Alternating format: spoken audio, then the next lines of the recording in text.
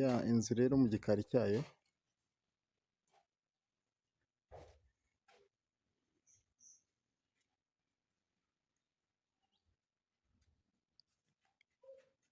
ni uku ikoze, ifite ibyumba 4 na salo, korodoro byose birapavomye birimo na sipereso, harimo na dushe mu nzu na parafo.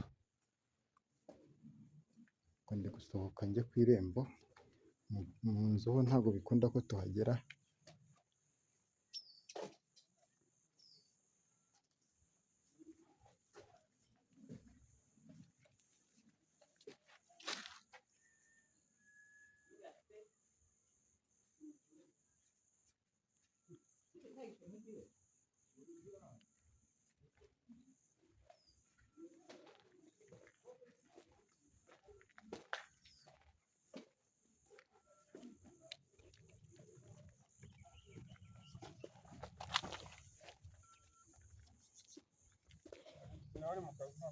Bayamwihorere si ngombwa.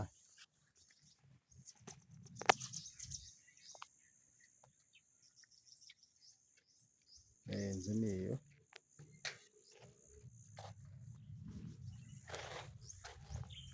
Muri karitsiye nziza hano.